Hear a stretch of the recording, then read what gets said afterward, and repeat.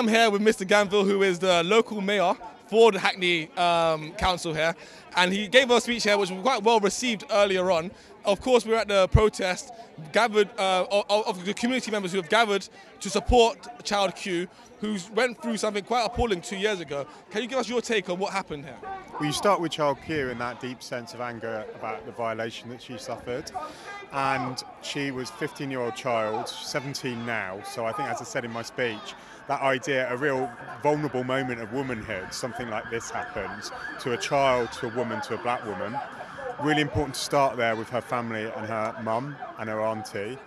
What I think we've been doing since the incident happened as a council is supporting that impartial, independent investigation.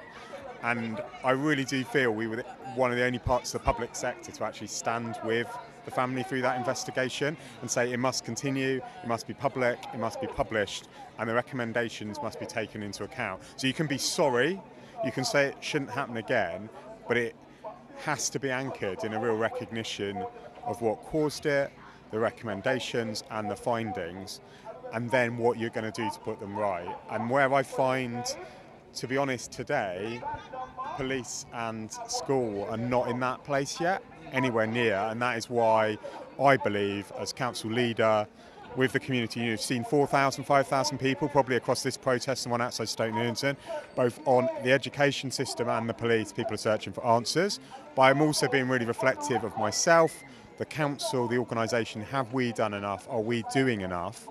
And ultimately, I, put my accountability to the people here and said, I've got to make sure it doesn't happen again. But it's a system-wide issue as well. Things like exclusions, identification, disproportionality, racist practice, all of the things we've been talking about, they come together around this issue. And let's not forget, this has been a powerful statement around black womanhood today, but black boys have suffered equivalent impacts around identification. They are not seen as victim, they're not seen as a child, they're not seen as people to be safeguarded. They're all too often seen as a threat by the system, and we need to work on that as well. They're twin sides of the same issue. And I suppose, you asked the all-important question yourself there, I suppose. So what is Hackney doing as a council to tackle some of those issues that you just so eloquently raised? So we have very clearly stated we want to be an anti-racist organisation, a campaigning anti-racist organisation inside and out. We made that commitment. We have also said there is no need and no reason to exclude, and that our practice and policies coming out of our Department for Education is designed to stop exclusions. Some success in primary, some success at transition, but a lot more to do around especially our academies, but not exclusively. We are working on our diverse curriculum, making sure that schools are supported to be inclusive, so decolonialising the curriculum and understanding what that means. Investing in leadership, so we have our Hackney Young Futures Commission supporting young people to take leadership. Hackney Account, who surrounded me, have been trying to hold the police to account on stop and search and trust and confidence, and we have been supporting them to do that. We've been joining their funding bids to do that and making sure that there is an outlet for the community voice in that, using police evidence around disproportionality as well, not just campaigning evidence, not just lived experience, but actually saying this is what their stats say, and really empowering people to do it. But all of that hasn't stopped this happening and hasn't stopped the anger in the square. So I've got to recognise that we have to make sure that we're reflective about what we have done. Does it connect? And does it add up to real change? And making sure that coming out of this, there is real change. And does it, from what you're seeing so far? I think we've started that real change. I think the fact that this was a very angry crowd, who some people in it do not want to give me the benefit of the doubt of that change, but I was also surrounded by people I'm working with that are helping deliver that change. And I think that, for me, shows that some of the things that we're doing are really having an impact, but we have to do more. People have been coming up to me ever since I stopped speaking and talking about their experience, and whatever that might be, whether it's parent, governor, young person, they don't yet feel the change enough. And also, I said, the education system here, and we do it a lot as a council, celebrate success, and it is brilliant to celebrate success in the borough. But what about those that have struggled? And if it's around SEND, if it's around alternative provision, where people go for jobs afterwards, we've done a lot around that, but we can't. This shows complacency. There's no place for that, and we have to do more. And so with local elections coming up very soon, will you be, I mean, I'm pretty sure you have that very strongly at the forefront of your mind right now. Do you think this sort of thing will impact sort of the trust that the local community have for your party, Labour Party? So today should have been our manifesto launch. We cancelled that to all be here today. So on one level, we have put politics aside to say that we're standing with the community, we're doing our jobs and we're representing people and we're translating their concerns into action. In that manifesto, if it had been launched today, there is a lot around these topics, around exclusion, around the experience of the black child, around anti-racism and how we continue that work into the next administration. So we were already going to be standing on a platform around these issues even before the report was published on Monday. So what do you say to those people who say, okay, but we've had Labour governments in areas like this, in Lambeth, in Hammersmith, across London for many years. This is in fact Labour's heartland. This is where Labour gets all of their support. And actually, the black community have, for the past 20 to 30 years, have resolutely, been voting for the Labour Party and putting their support behind this party. And actually what we see is still high levels of knife crime, higher levels of unemployment for younger black people. We see issues like this happening in 2022 or 2020 when it happened.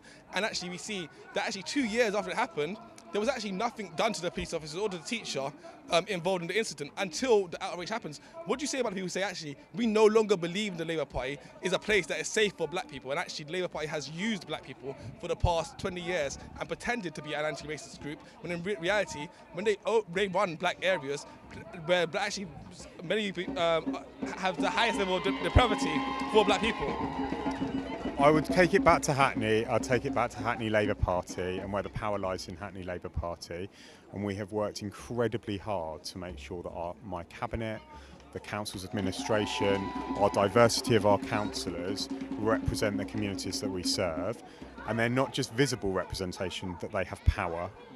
So my deputy mayor is a black woman who leads our response on education, children and young people, and she has been out there this week leading that response. Many of the projects and programmes that were read out before I stood up to speak were not my work, they were the work of people that I serve with in my administration. We had the first Windrush cabinet member appointed in Carol Williams, who's led not just the response to Windrush in terms of celebration, and we have public art and we've had community dialogue, but also the really hard action against the hostile environment and standing up for refugees and migrants, and also led the anti-racism motion through the council that's led to our anti-racism action plan.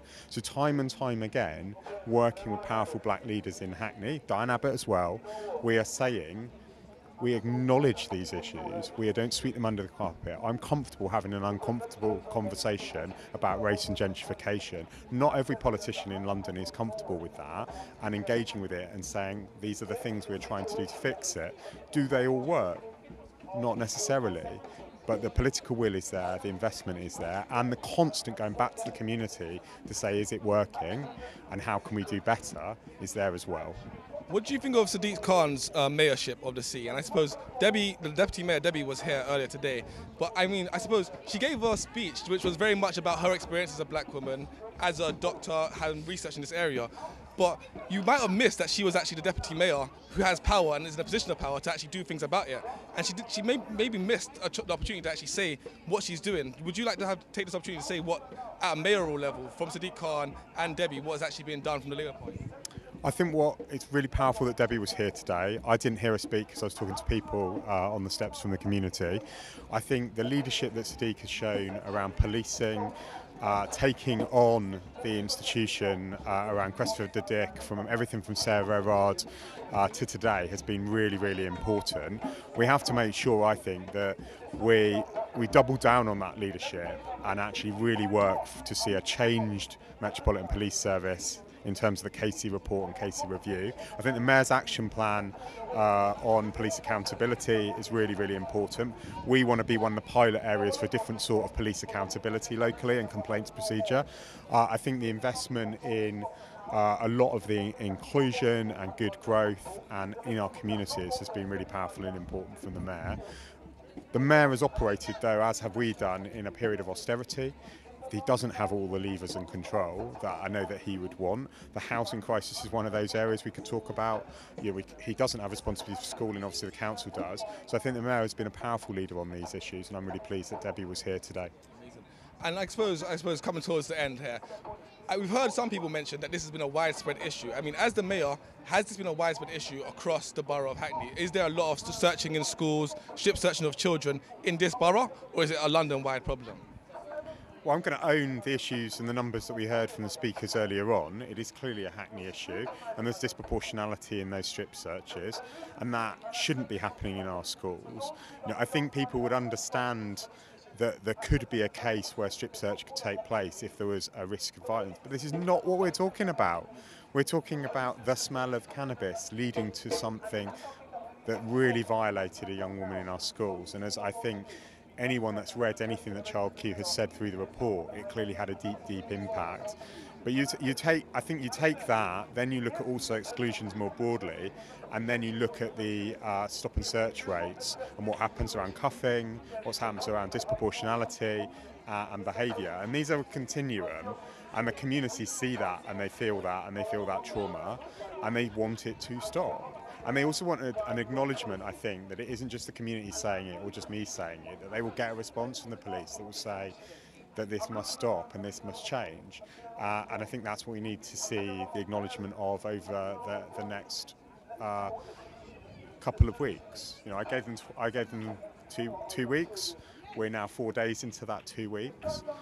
When I say I want an action plan and acknowledgement, I really do want people to add up all the other things that have happened. There was huge disproportionality around stop and search during lockdown. I met with families who were working in the NHS at the height of the pandemic, and their sons and daughters were being stopped doing humanitarian support for Hackney. That should not be happening. I don't know if you know Badu Sport. Badu Sport, an amazing organisation in the borough. They were here today. I wear Badu Sport hoodie, commuting back and forth in exactly the same community that young people wearing the hoodie were stopped and searched. There is a reason for that.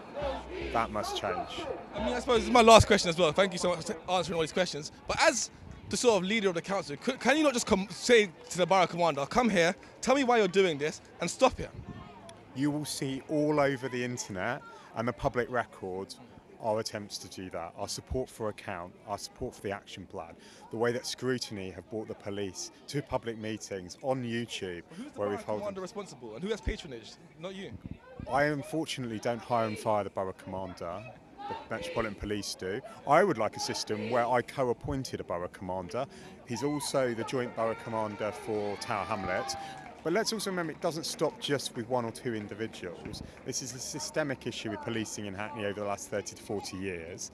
And the current borough commander may or may not have a future in Hackney and being part of the solution. But if we just change the top and we don't change what happens beneath it and the system around it, and actually say, this is what we want them to do to put it right, then that trust and confidence that has been lost won't be rebuilt. Thank you so much for answering my question. Thank you.